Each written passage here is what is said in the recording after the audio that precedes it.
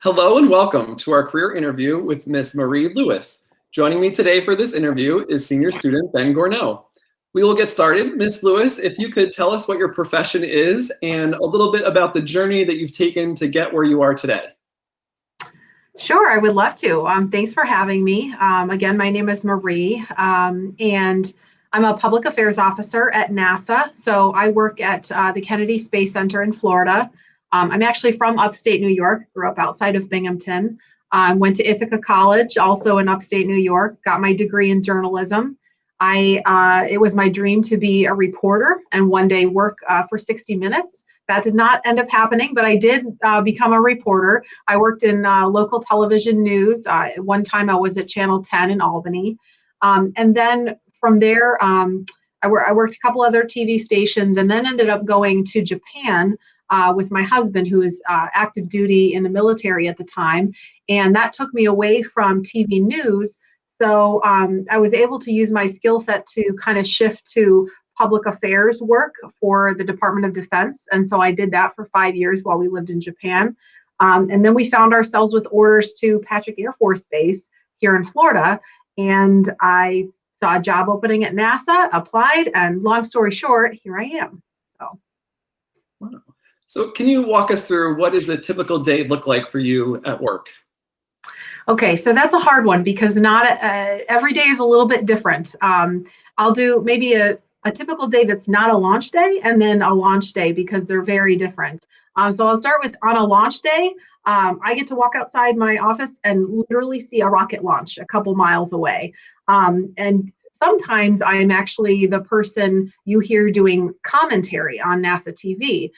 So the person who's kind of announcing what's going on and what's happening with the rocket being fueled and all the kinds of things that the engineers are doing on the public voice loops. I am one of the voices of people you hear guiding people through what's going on NASA TV. So that's super exciting when that's my job, but that's a pretty small percentage of my job.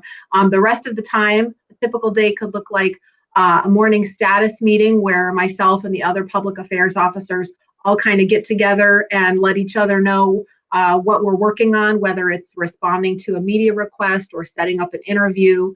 We have a lot of documentary crews coming here to Kennedy Space Center, so we work with like the Discovery Channel and Netflix. So people have to make sure that we can get those people the access to the kinds of hardware that they want to look at and the people, the experts they want to interview. So people like me are the ones who work out all the logistics of making those things happen. So I sit in a lot of meetings, a lot of phone calls, but I also get to go out in the field and get to see a lot of the hardware, like pieces of rockets and spacecraft up close.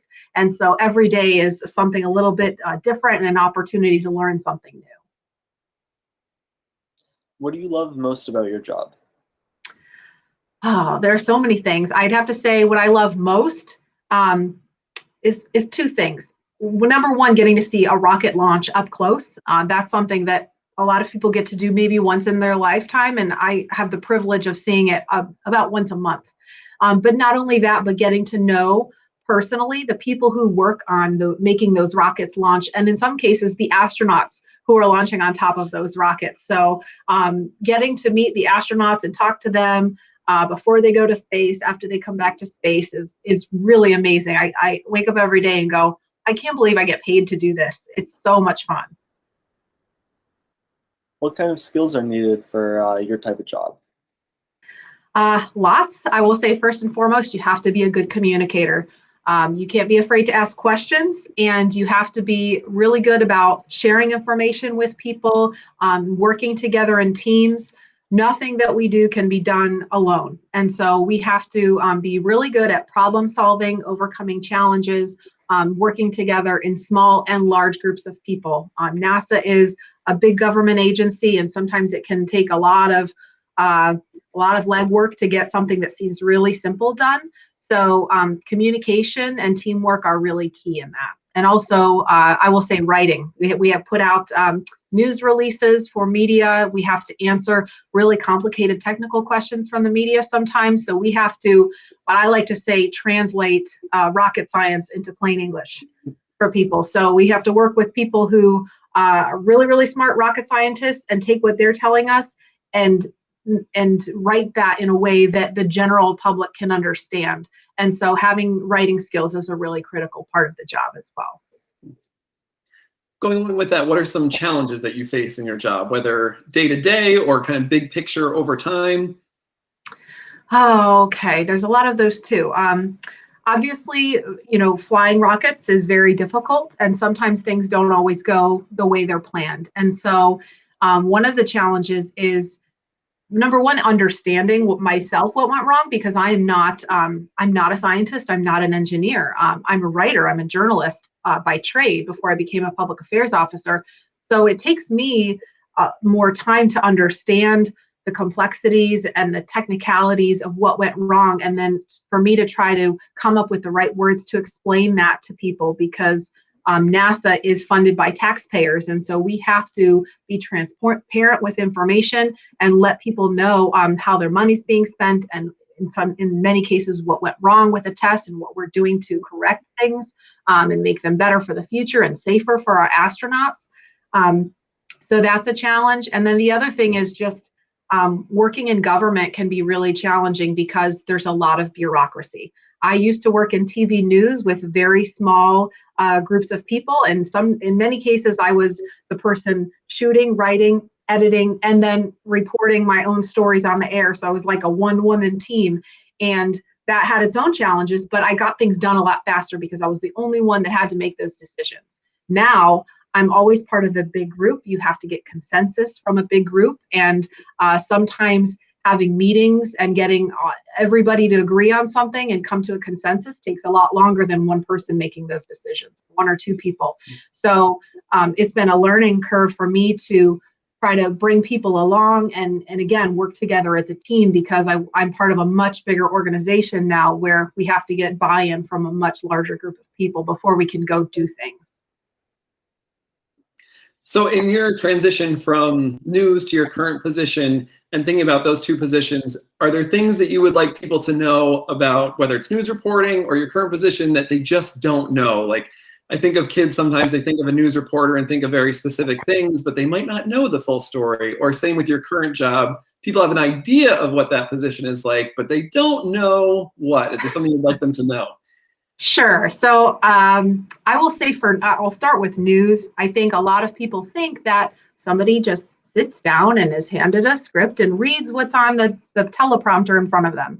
And that's what it looks like to a lot of people. And it can seem very glamorous and kind of an easy job. And it is very, very far from that. That's a teeny tiny bit of the work that actually is required to do that job. It is a lot of braving the elements. When I worked as a reporter, I was working outside most of the time. You're trying to get people to talk to you who a lot of times don't want to talk to you. And so there can be a lot of contentious working environments. And you're always on a deadline. The news we're in a 24-hour news cycle. So you've got to be ready to go on the air with your story at 5 o'clock, whether, no matter how rough your day was, you've got to get something on the air. And so that is, you're kind of like in a pressure cooker every day. And so that was really hard. And a lot of people, I think, don't appreciate all the work that goes into what has to happen to get those stories on the air and to meet those deadlines, and also to report in a way that's fair. There's a lot of, I'll try not to go too far down this rabbit hole, but I think that there's a lot of misconceptions about the media in general, that reporters all have an agenda, or they're trying to get you to believe their particular political view. And by and large, I was a reporter, and all the reporters I worked with, we were just trying to find out what was going on and give people the facts and let people come to those conclusions on their own. That's your job. That's what good journalists do. And so I think that a lot of people don't appreciate that the vast majority of reporters are out there trying to do a good job and trying to give people unbiased information. Great. Ben, how about you go to your last question, just for time purposes? Okay, perfect. What would you say the salary ranges are for various levels in your field? And is there any mobility in your salary or position? So yes, there is absolutely a lot of mobility, and those salary ranges vary. Um, it's a very big range, and so that is to say that you can definitely move up, and you can move up more quickly depending on your skill level. I would say working for a government agency in the public affairs field, you're probably looking at a range of $50,000 a year up to around $150,000 a year. If you're working in the private sector, it can be higher than that. But again, that's a really big range, and a lot of it depends on the experience you come in with and your ability to get promoted over time.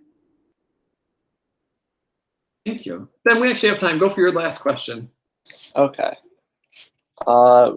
Was there any classes that you took when you were in middle or high school that led you to want to become, or to pursue the career that you did?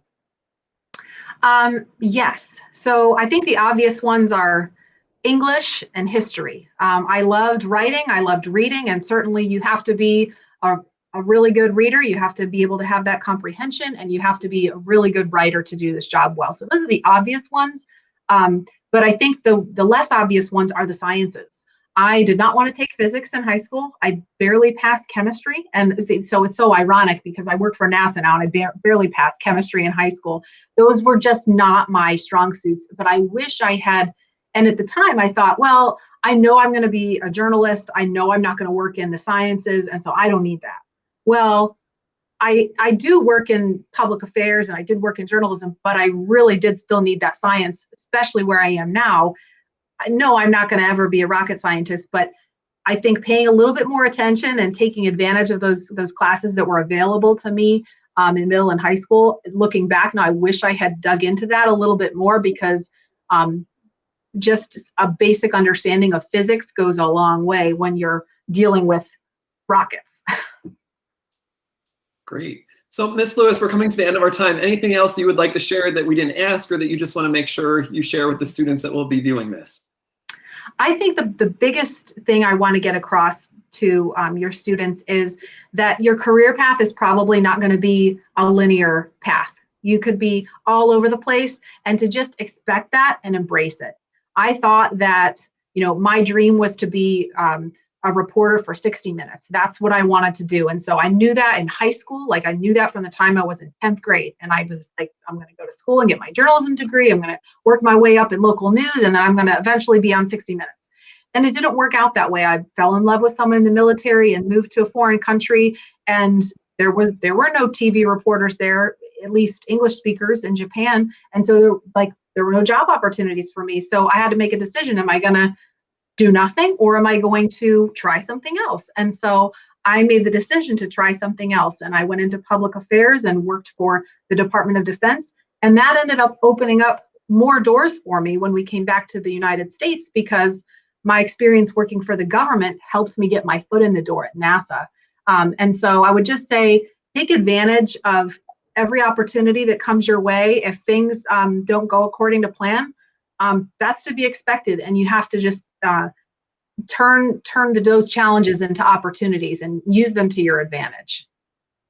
Such great advice. Well, thank you for taking time today and sharing with us. Your experiences are incredible and great wisdom sharing with our students. So thank you so much for your time. Thank you so much for having me.